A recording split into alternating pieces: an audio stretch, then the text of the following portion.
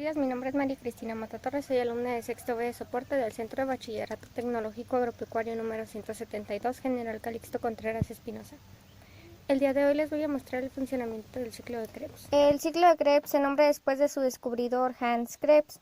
También se conoce como el ciclo del ácido cítrico o el ciclo del ácido tricarboxílico. Es una serie de reacciones químicas requeridas para la respiración celular.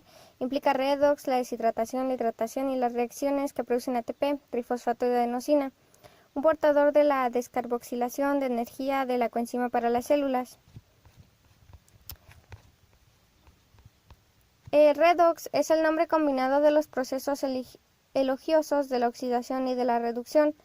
La oxidación es la adquisición del oxígeno, la reducción es la baja de oxígeno.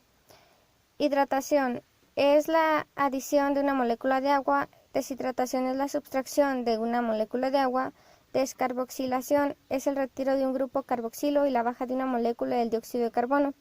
Isómero son dos composiciones con la misma fórmula, pero una diversa ordenación estructural de átomos.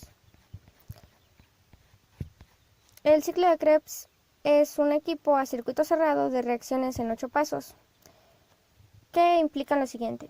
El coenzima del acetilo de 2 carbonos se combina con un ácido oxalacético de 4 carbonos y se hidroliza para producir una composición de 6 carbono, llamada ácido cítrico o citrato.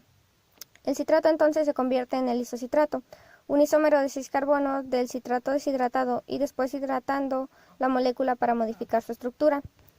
Se oxida el isocitrato y la descarboxilación ocurre con una molécula de dióxido de carbono liberada.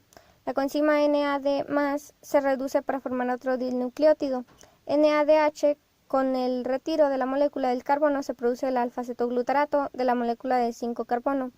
Se oxida la molécula de alfa-cetoglutarato, NAD+, y se reduce para formar el NADH y se libera otra molécula del carbono. La molécula de 4 carbono producida combinada con la coenzima A forma la composición inestable de CoA del succinil. Un grupo del fosfato reemplaza la coenzima A en el CoA del succinil, que entonces se transfiere a ADP, que es difosfato de adenosina, para formar el ATP. La transferencia de los grupos del fosfato ocurre entre GDP, difosfato de la guanosina, para formar GTP, que es trifosfato de guanosina. En algunas células, la molécula de 4 carbonos que permanece se llama succinato. El succinato se oxida para formar la molécula de 4 carbonos llamada fumarato, que es reducida a FeADH2 por la transferencia de 2 átomos de hidrógeno. El fumarato se convierte en la molécula de 4 carbonos llamada malato por la adición de una molécula de agua. El ácido oxalacético es el reactivo original, es generado por la oxidación del malato. La coenzima NAD es reducida al NADH por la transferencia de un átomo de hidrógeno.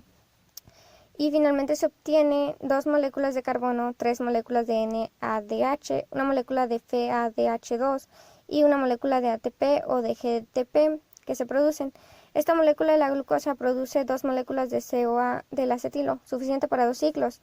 Estos productos se pueden multiplicar por 2 para producir el rendimiento de la porglucosa, aunque solamente un ATP o GTP se produce directamente por ciclo. Los productos NADH y FeADH2 pueden producir el ATP o GTP en otro proceso de la respiración celular llamado fosforilación oxidativa.